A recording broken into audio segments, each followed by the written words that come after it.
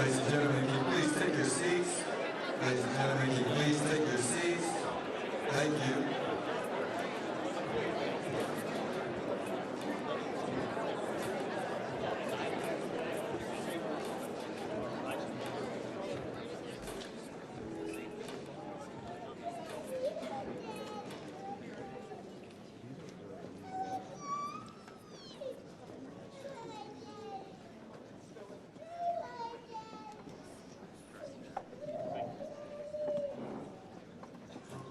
America is facing a full-scale health emergency.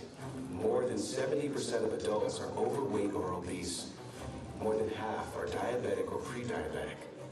Chronic disease touches nearly every single American family. This did not happen by accident. It happened because real food was pushed aside, replaced by highly processed products. Junk food became the foundation of the modern American diet, and we're paying the price with our health. But that ends today. We are resetting how our nation eats. Real food is back at the center of the American diet. Real food that nourishes the body, that restores health, that brings back energy, and that builds strength. This is what it takes to make America healthy again. Under the leadership of President Trump, we are reclaiming the food pyramid and fixing a system that's been broken for far too long. Today, HHS Secretary Robert F. Kennedy Jr. and USDA Secretary Brooke Rollins introduced the most significant change to federal nutrition guidance in the history of this nation. This is the new pyramid, Dietary Guidelines for Americans, a national reset built on real food.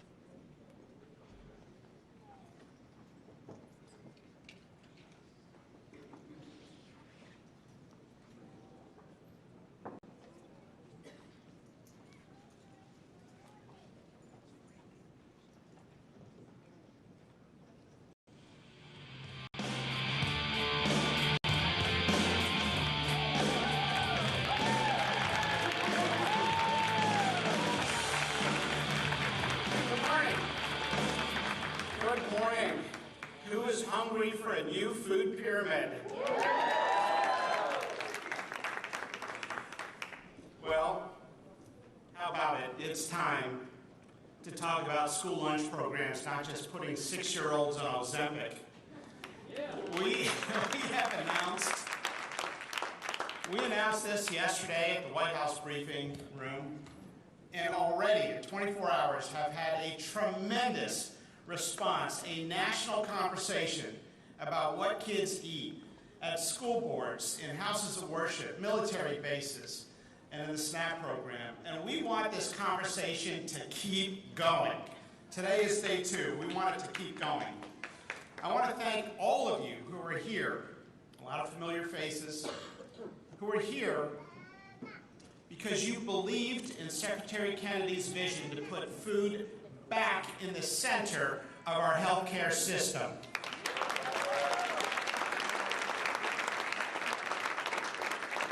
This is health reform. This is a component of health reform, and a powerful one. It's been ignored for a long time.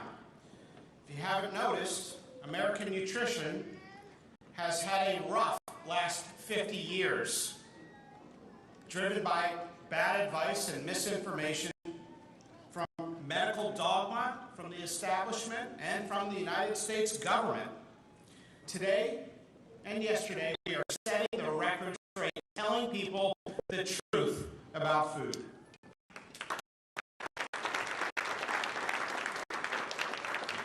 The last 50 years has been dominated by medical dogma. really around one concept, a myopic focus that there was one boogeyman in the food supply: natural, saturated, healthy fats. And if you avoided them, that was the secret to better health. Well, as we kept saying this, the entire food supply moved to refined carbohydrates, ultra-processed foods. And what did the medical establishment do? Double down. Avoid more fat, consume less fat, and it was the same message as we watched a ballooning epidemic that now affects 40% of American kids: obesity, diabetes, other health problems. You know, the propagators of this dogma tried to prove their theory correct in the 1960s. The colleagues of Ansel Keys tried to do the end-all study that was going to once and for all prove that it was saturated fat that was causing our problems in health. A randomized control trial of over 9,000 people, randomizing them to a low-fat diet, and in the end, the low-fat group had higher rates of coronary heart disease and heart attacks. Wait a minute. It's the opposite of what they were finding. They suppressed the data for 16 years. 2 other large studies failed to show an association. Finally, the study trickled out in the medical literature. Nobody noticed it.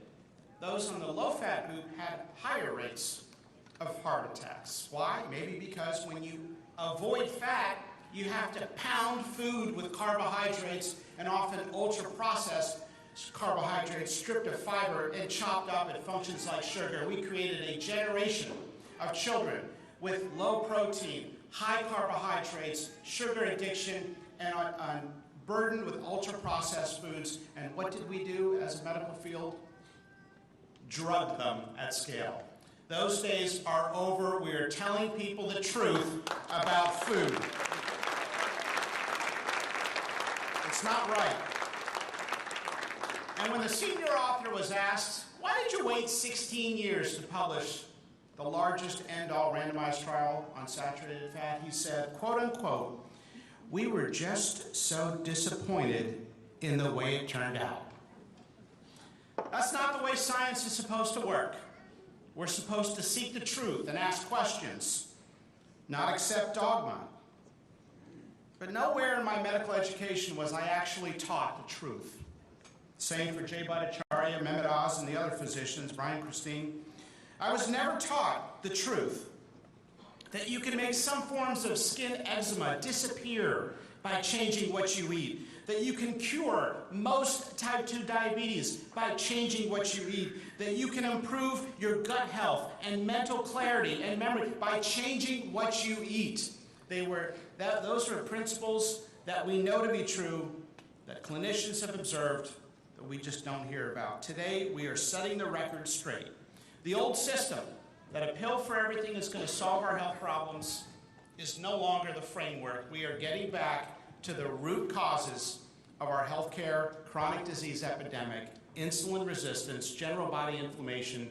We are addressing the low protein recommendations, increasing those by 50 to 100%. We shouldn't be having protein recommendations in the dietary guidance, as we found when we came to office, that prevent muscle wasting and withering away. We're not trying to prevent kids from withering away. We want American kids to thrive, and we're going to give them the protein recommendations. We really wouldn't be here talking about this with such national support. Even the critics are saying this is one thing they got right. Getting away from the corporate interests. You know, we have a charge from President Trump. Do what's medically right and don't worry about the lobbyists. And that's what we did. That's what we did. People of all different political persuasions all say, you know, when it comes to Bobby Kennedy, I love what he's doing on food. And Bobby, we love what you have done to lead us on food. Thank you for being the leader. At a time when social media and affirming news tries to divide us, there's a topic that unites every mom and dad out there in the United States, everyone trying to take care of their parent, everybody who looks at this topic with any degree of objectivity, and that is we need to right the ship when it comes to our dietary guidance and literally turn the food pyramid upside down. Brooke Rollins, you have been the perfect partner in this. And I believe you will go down in history as one of the great leaders in reforming our food supply in the United States of America. USDA is a huge part of this.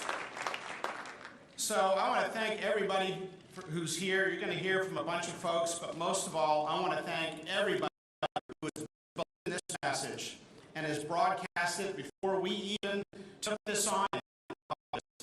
That's why we're here today. So with that, I'll introduce our Secretary of Health and Human Services, Robert F. Kennedy Jr. Thank you, Robert.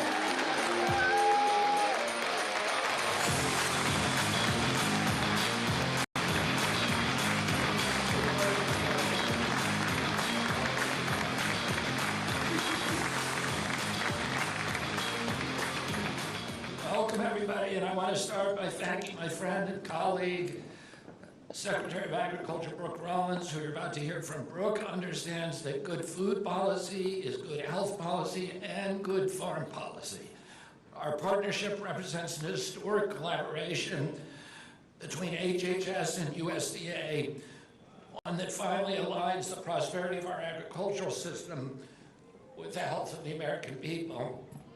And when we were sitting backstage here, Brooke was talking about all of the great publicity that we've gotten on this announcement yesterday, which has been extraordinary.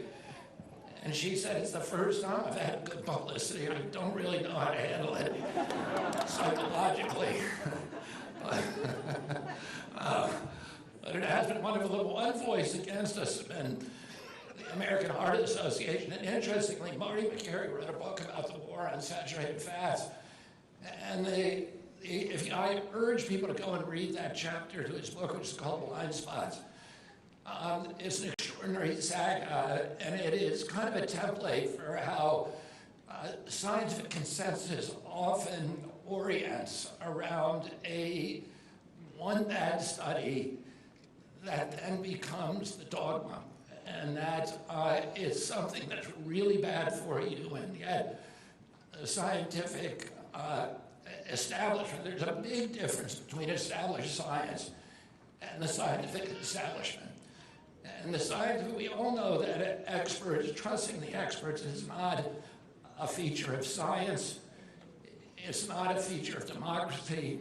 It is a feature of tyranny and a feature of religion, but not science. In science, you question everything. And, we were told for 3 years during COVID, trust the experts, but that is not science. Science is eternal skepticism towards all orthodoxies, understanding that people in authority lie, and that there's all kinds of conflicts of interest that drive the creation of orthodoxies and dogmas around bad ideas. And that in a democracy, we have a responsibility to become the CEOs of our own health, to take charge of it. It's a big responsibility. It's a responsibility people maybe in other countries don't have. But it's something that is a burden that's put on each of us. And we all need to question what we're told. And this war on saturated fats is a really good example. And again, I urge people to read Marty's book, but one of the big villains in that chapter is the American Heart Association, which it was and continues to accept millions of dollars on the biggest processed food makers in this country. And then given us and supported and fortified a dogma that vilified and demonized good food and implicit and bolstered the economics and mercantile conditions of the processed food makers that were providing its funding. And these are the conflicts of interest of all of us, Marty and Jay, us and every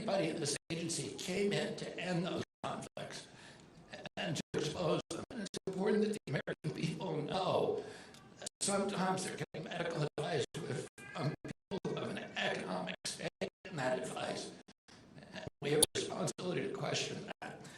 I'm also grateful for all the people attending today, including SBA Administrator Kelly Loeffler, National Advisor for Nutrition, Health, and Housing, Dr. Ben Carson, USDA Secretary of Agriculture, Stephen Vaden, member of the Maha Caucus, Senator Ron Johnson, a huge advocate for us, and Chairman of the House Committee on Agriculture, Glenn Thompson, Senate Maha Caucus Chair, Senator Roger Marshall, another great friend and advocate, House Maha Caucus Chairs, Republican Lloyd Smucker, and Verd Buchanan, Chairman of the Republican Policy Committee, Representative Kevin Hearn, Chairman of the Republican Study Committee, Representative August Pfluger, Chairman of the House Appropriations Subcommittee on Agriculture, Andy Harris, and Representative Nick Langworth, and the many executives of the food companies and major associations who are here with us today.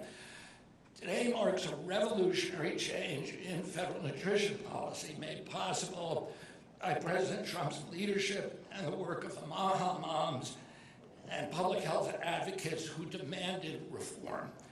Today, we are here to celebrate the release of the Dietary Guidelines for Americans 2025 to 2030, the most significant reset of federal nutrition policy in history. The stakes are measurable and severe.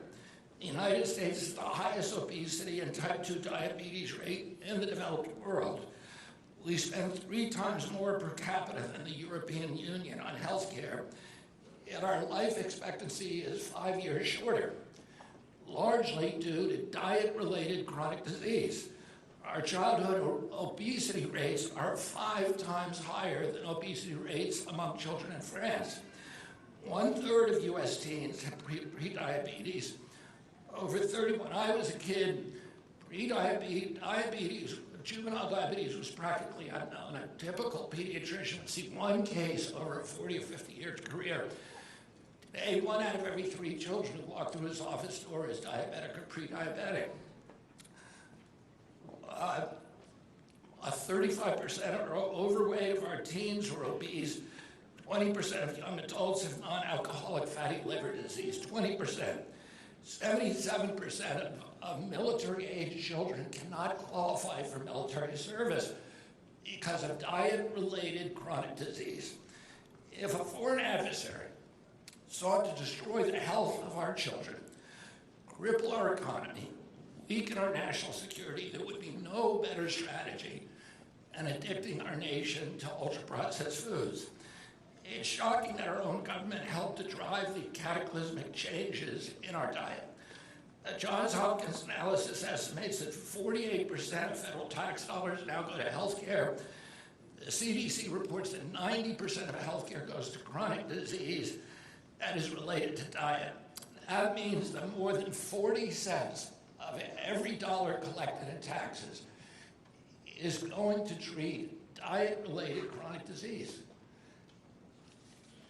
If the United States reduced obesity and type 2 diabetes and heart disease and Alzheimer's to the level that the Japanese have achieved, we would save $600 billion a year, about 50% of Medicare's projected long-term deficit, or $5,000 per family per year. Current policy worsens the problems. 42 million Americans rely on the SNAP, where common purchases include sugary drinks, candy, and chips. 78% of SNAP recipients are enrolled in Medicaid, and 90% of Medicaid cost goes to chronic disease. These incentives, so we're giving the kids chronic disease in the first place and diabetes, and then we're paying for it at the back end in Medicaid. And we're hurting the poorest people in our country, the people who can least afford medical care. The damage is real and it's preventable. President Trump has ordered it to end. The dietary guidelines rest on 3 pillars: protein, healthy fats, vegetables and fruits, and whole grains. These guidelines replace the corporate-driven assumptions with common sense, gold standard scientific integrity. These new guidelines will revolutionize our nation's food culture and make America healthy again. For decades, Americans have grown sicker while healthcare costs have soared. The reason is clear. Our government has been lying to us to protect corporate profit-taking, telling us that these food-like substances were beneficial to our health. Federal policy promoted and subsidized highly processed foods and refined carbohydrates and turned a blind eye to the cataclysmic consequences. Today, the lies stop. The new guidelines recognize that whole, nutrient-dense food is the most effective path to better health and to lowering healthcare costs. Protein and healthy fats are essential today, and today we end the 65-year-old war on saturated fats. Diets rich in vegetables and fruit reduce the risk of disease much more effectively than medical interventions or pharmaceutical interventions. Whole grains outperform refined carbohydrates. Added sugar, especially sugar-sweetened beverages, drive metabolic disease epidemic in our country. And today, our government declares war on added sugar. Highly processed foods.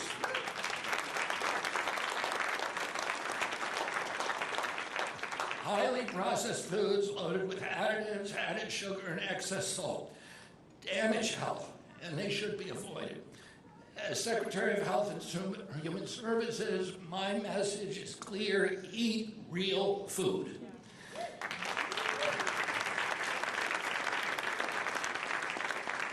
If it doesn't come from the ground with water or the air, don't eat it. If it comes wrapped in a package that is clear that the whole thing is a package, don't eat it.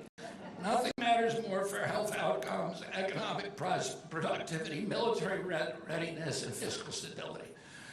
The first time the guidelines directly address ultra-processed food and set firm sugar limits in federal procurements, driving significant reduction in added sugar in school meals.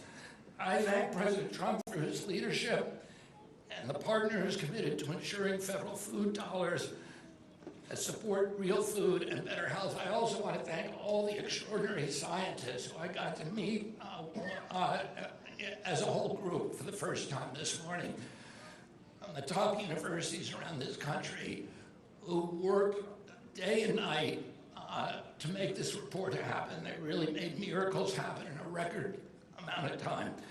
The Dietary Guidelines shape dozens of federal feeding programs, including Head Start. These standards affect 45 million school lunches every day, meals for 1.3 million active duty service members, food served to 9 million veterans in VA hospitals. Today, and Head Start and a lot of other federally subsidized food programs. Today begins the work of aligning these programs with affordable, whole, nutrient-dense food. I'm working with Dr. Jay Bhattacharya, Dr. Marty McCary, to fund and prioritize rigorous nutrition research at the NIH in collaboration with the FDA. I'm also working with my fellow cabinet secretaries across the government to deliver results. This administration is extending an open hand to any stakeholder who wants to work together and fix this problem. I want to thank the many health organizations, not the American Heart Association, but the American Medical Association, the American Academy of Pediatrics, which does not agree with me on a lot of issues. We're suing each other on other stuff. But on this issue, they agree. There's a consensus. And I want to thank them all for partnering with us on this effort. I also want to thank the entire USDA team, led by Kaylee Bueller, Jennifer Tiller, and the HHS team, led by Assistant Secretary of Health, Dr. Brian Christine, Kyle Diamandis, Joe Proenza, Rachel Amarillo, Dorothy Fink, and Michael Bose, who are all indispensable to these guidelines. And I also want to thank my deputy, Stephanie Spear, who worked day and night to make sure that this product got out. And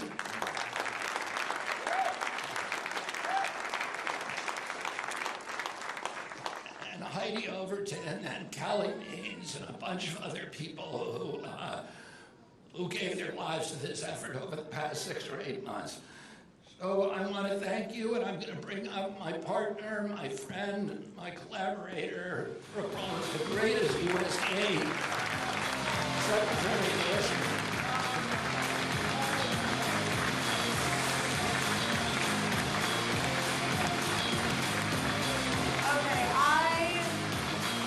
Wow, they have cool music over here at HHS. I like it. Listen, there he is.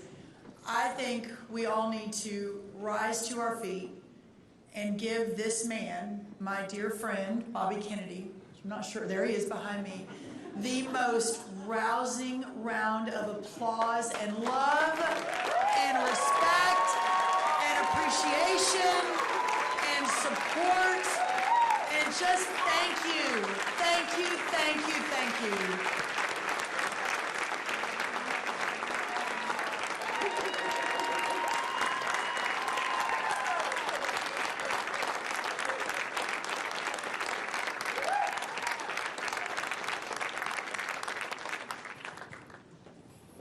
I just don't think it can be overstated what a difference maker this man behind me is. And I think we're in an administration of difference makers, but I think he is a giant, and we're all standing on his shoulders. And the sacrifice that he has, in so many ways, that he has endured to get to this point, to literally change the course of history for this country, is true and it's real, and we owe him such a huge debt of gratitude. So thank you, Bobby Kennedy. Thank you.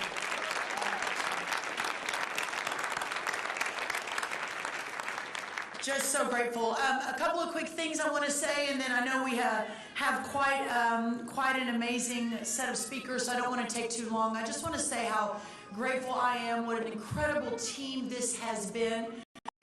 Even Christmas Day, there was some back and forth on New Year's Day. This team has worked 7 days a week, all month since the beginning of last year on these dietary guidelines, down to what color the back of the upside down triangle should look like up till the very last minute, how big the ribeye should be on the triangle, what is actually in the bowl. It's rice and beans, everyone. All up until the last minute, this has been the work of so many hands. The vision and the leadership of Secretary Kennedy and his incredible team, I'm just so grateful for. Talked about the amazing USDAers, my crew over at USDA. Kaylee is up here, our incredible chief of staff with her 3 little kids, including my best friend Conrad right there. It makes me so proud. And when I was joking with Bobby, I said, wow, there weren't many naysayers yesterday, which is unusual in both of our worlds. And it just goes to, I think, how extremely important this is, and just what a joy it is. Many reasons it's so joyful to me. I'm a Maha mom of 4 teenagers, a little bit different than the life phase of where the team behind me is, but nevertheless, I have been really working on this and battling this in my own family for a really, really long time. So to be able to be even a small part of this fundamental change just means so much to me personally as a mom. But secondly, to be able to put the farmers and the ranchers of this country back in the middle of what we will do to save America and save Americans' health is just beyond description. I have a couple of them here today. I just want them to stand. I normally wouldn't do this, but Dave Fisher, a beef farmer from Indiana, is here. Dave, I don't know where you are. He has an amazing, he works with 35 farms. They sell to their local school. The school kids get, locally produced food. I mean, this is the way, everyone.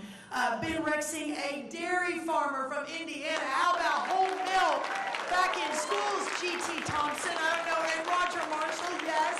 Whole milk back in schools. So A big shout out to our dairy farmers. I think we're going to be talking a little bit more about that from the White House soon.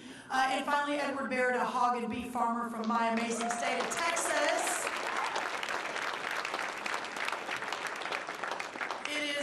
It is just beyond, again, my ability to describe in words what today means, what yesterday meant, the opportunity and the blessing of a lifetime to be a part of this effort to fight for our great American farmers and ranchers, and again, like I say, to put them back in the middle of the policy making, to get real food out to America. And listen, you know, I talk about me and my 4 teenagers and the struggles to ensure that that happens, and the beautiful families behind me, including my sister Riley Gaines. I see you back there, Riley. Amazing Riley Gaines and her beautiful new baby girl. But that's a struggle, and there's no doubt. But listen, when you think about the vulnerable communities around this country, those who are living on the margins of their community, those who are just hoping that they can have heat for the winter and air for the summer, and that they can potentially get a healthy meal or two on the table, it is now within reach. Having this sort of dietary nutrition will change, again, the course of American health and the course of American history. But the next step is making sure that these foods are accessible to all Americans, not just Americans with a certain bank account. And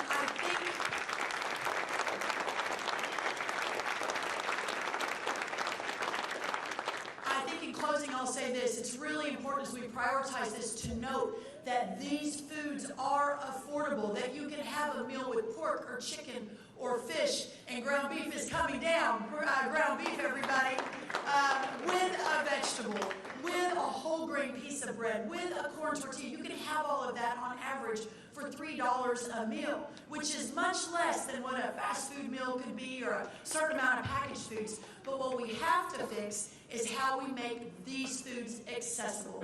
And one big announcement coming from USDA for every retailer in America that takes a SNAP dollar, our food stamp money, which is 250,000 of them, everyone. So while we do have food deserts, there is opportunity amongst these 250,000 retailers across America. Starting almost immediately, we are doubling what's called the stocking standard, making sure that if they're going to take a tax dollar on behalf of those with the least among us, that they will have twice as many healthy alternatives to choose from wherever those SNAP dollars are accepted off of this dietary guideline.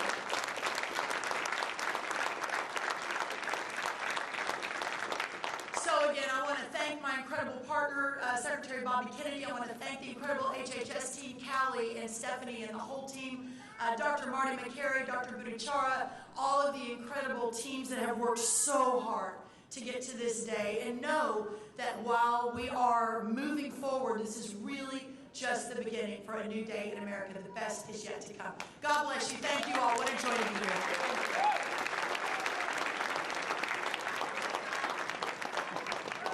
I was so excited I forgot to introduce the next speaker. So here she is, y'all. There's just no one better in the cabinet. Administrator Kelly Loeffler, who herself is a farm girl, the 28th administrator of the SBA, grew up on a farm in Illinois. Kelly Loeffler, everybody.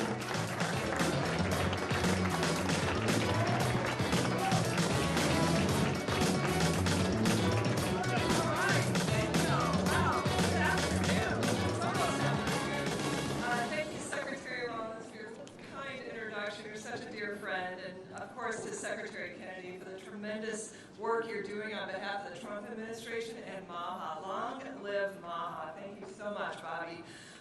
It's an honor to serve together, to serve the American people every single day in this administration. We're fighting every day to make America great and healthy again.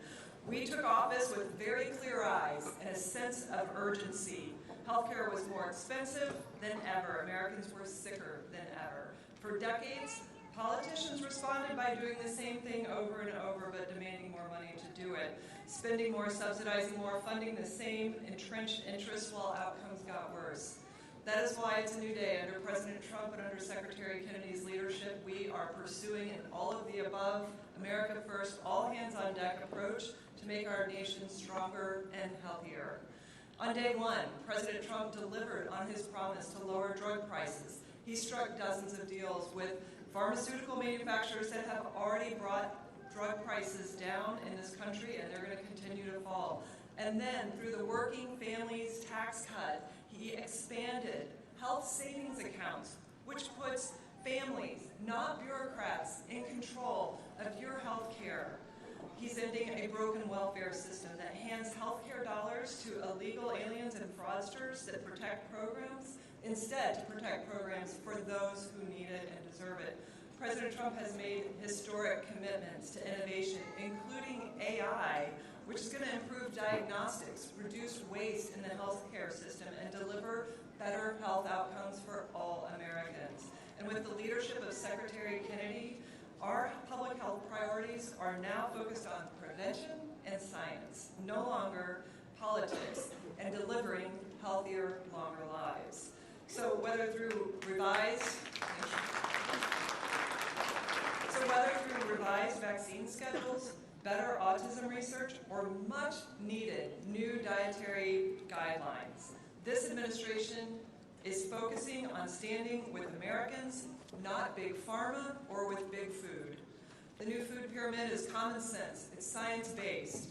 It prioritizes whole, minimally processed foods, that's pretty common sense, and confronts the role that highly processed foods have in making our families, our children, and everyone sicker, not healthier.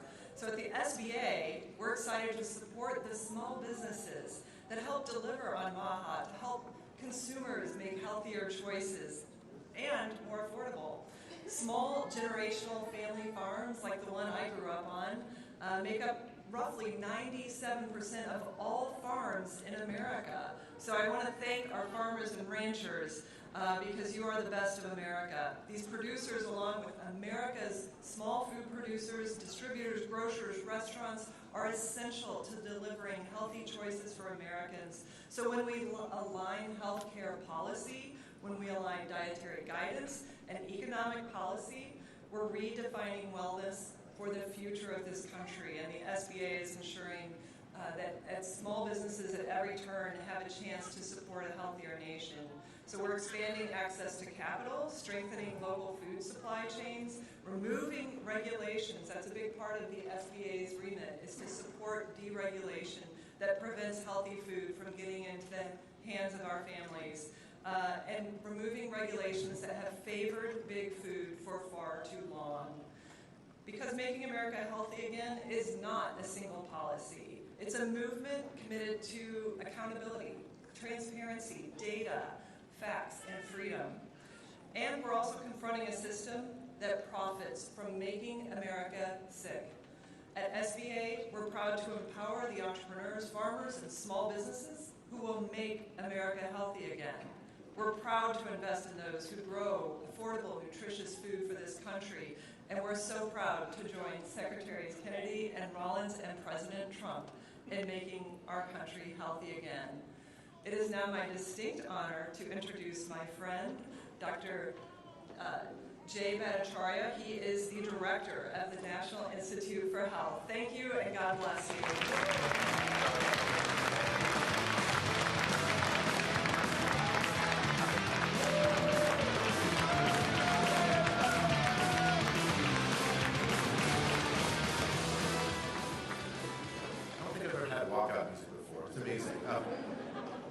This is a huge day, and let me just start with a very quick story about a research paper I wrote 15 years ago, with the most obvious result ever, which is that if you take sugar-sweetened beverages out of SNAP, kids get healthier.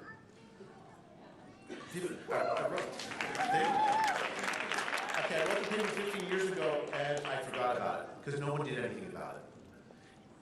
This administration, for the first time, under the leadership of President Trump and Secretary Kennedy, is doing something about it, and not just on sugar-sweetened beverages, but on the whole food pyramid, fundamentally changing the direction of this country with the new Dietary Guidelines. It is one of the most significant resets of new federal nutrition policy I've ever seen. And I'll tell you, those 15 years were frustrating because the data were there and no one was acting. The difference in this administration is that we are now acting on the information that's there and changing it because we care deeply about the health of Americans. This moment reflects a restoration of common sense, scientific integrity, and accountability, much of it supported by research at the National Institute of Health. And they represent a clear break from decades of guidance that failed to improve the health of Americans. For too long, Americans were told to avoid protein, avoid healthy fats, rely on carbohydrates, and accept highly processed foods as unavoidable. I spent my youth scared of eggs. And then my family introduced egg whites because I guess those were better. Now, eggs are a superfood. You can see where they're on the pyramid somewhere. Nearly 90% of healthcare spending goes toward treating chronic disease. More than 70% of adults are obese or overweight, and nearly 1 in 3 of adolescents are on a path toward diabetes. We can't go on like this, and with this new food pyramid, we are making a real dent. These outcomes are not inevitable. They are the predictable result of poor policy choices and nutrition guidance disconnected from real-world health. NIH research has consistently shown that nutrition is a central driver of chronic disease risk. Dietary patterns influence inflammation, insulin resistance, blood pressure, and are at the root of so many problems and diseases, including cardiovascular disease, obesity, diabetes, liver and kidney disease, cancer, cognitive health.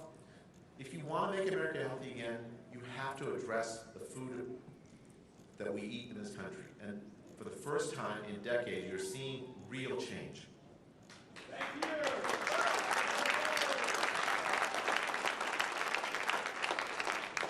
I'm very pleased to announce also cooperation into an agreement that we were doing with the Food and Drug Administration for NIH research to work, because it's not enough just to say the science has spoken. There is no such thing as the science speaking. We have to keep doing excellent gold standard science. And so as this change is happening, we're going to make sure that it actually is working to make America healthy through excellent gold standard research. In this administration, what we want to do is use science for the good of the people and keep doing it and challenge dogmas in ways that fundamentally transform health, and that's exactly what we're doing with these new dietary guidelines. The dietary guidelines reflect science directly and clearly. They prioritize real nutrient-dense food, including high-quality protein at every meal, full-fat dairy without added sugars, vegetables, fruits, healthy fats, fiber-rich whole grains, and yes, even eggs. They take a firm stance against highly processed foods, added sugars, refined carbohydrates, and sugar-sweetened beverages.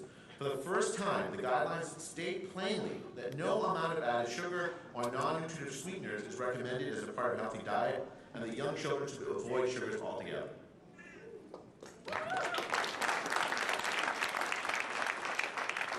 Under President Trump's leadership and Secretary Kennedy's direction, these guidelines recognize that healthy fats are not the enemy, adequate protein is essential for growth and metabolic health, and that certain individuals with chronic disease may experience improved outcomes with lower carb diets.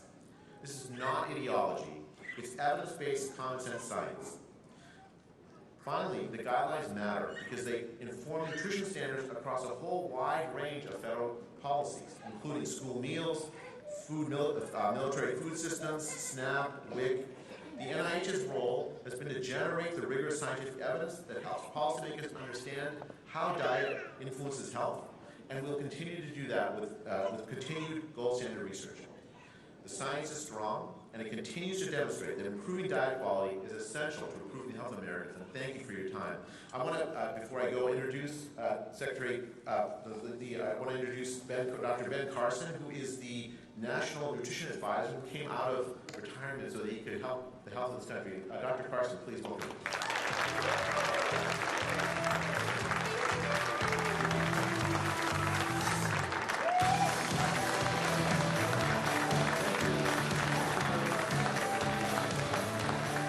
Well, you know, this is so wonderful because this is the first time in my knowledge that we've had separate departments, agriculture, HHS, willing to work together. We've had Marty McCary also, Mehmet Oz, a whole bunch of people who are willing to just settle and work together, not looking for preeminence, but looking for a solution to the problems that we have today. And I just am finding it very wonderful to be to work with people who are that dedicated, because it's going to make a difference. You know, it was 45 years ago that the first dietary guidelines for Americans was put forth. 45 years to get our health into the right place based on the foods that we eat. Unfortunately, we lost our way. And in those years, now we see spiking of chronic diseases in adults, obesity in children, and a whole host of chronic conditions that are secondary to the fact that we've forgotten about real food. We've forgotten about how valuable it is and even what it is. The dietary guidelines were there to point people in the direction of the right kinds of foods. And instead, for the sake of convenience and pricing, we've allowed the nutrition to be taken out of our food and replaced it with empty calories. And now we see all these fat kids running around. It's not their fault, it's our fault, because we're in charge and we need to be putting the right things in front of them. I love it when people say, I don't really eat that much. I just have a gland problem. Have you heard that? They do have a gland problem. It's a salivary gland. We need to deal with that as well as the empty calories. But, you know, as a pediatric neurosurgeon, I was very concerned about the nutrition of the patients, because the brain begins to develop from the moment of conception. And millions of neurons are added every day. Later on, billions of neurons a day. Think about that. And the brain continues to develop right into the mid to late 20s. So what are we giving it to develop on? Empty calories or highly nutritious real food? And I think we're seeing the result of that. Sometimes I wonder about some of these kids we see. They're on these man on the street interviews and they ask them the simplest questions. And they have no idea what you're talking about. You could say, who wrote Mozart's 40th Symphony? And they wouldn't know. I mean, I think that has something to do with brain development. So we need to be thinking about how are we going to change that. And that's what's happening right now with this group of people, not only the principals, but really outstanding staff who've dedicated themselves to getting this done. I've never seen such dedication before, and I'm sure it will pay for us.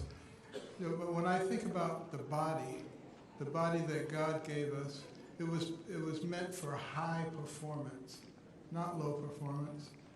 And if we put the right things in it, it will perform well. It's sort of like a high-powered race car. What are you going to fuel it with? Probably premium gasoline.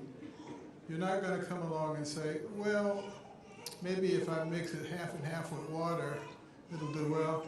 It'll still go, but it won't perform highly. And then you say, I don't like the way it smells, so let's put some maple syrup in it. What's going to happen over the course of time? It's going to stop working. You're going to have to replace the whole engine. The cost of not providing the appropriate nutritious meals for our people does the same thing. It costs us a lot at the end because of the diabetes and all the other things that are going on. I have a very good friend, had a very difficult case of diabetes, very difficult to manage. He went to Italy, and within 2 weeks, it was gone. He was staying at a villa. All the fresh foods were grown right there, the dairy products, no processing. Within 2 weeks, the diabetes was gone. He stayed for 3 months. He came back here. Within 2 weeks, it was back. And I don't think that's an exceptional case. So it tells us what we need to do. I'm praising God that we have the clarity and the leadership to get it done. And with that, I want to thank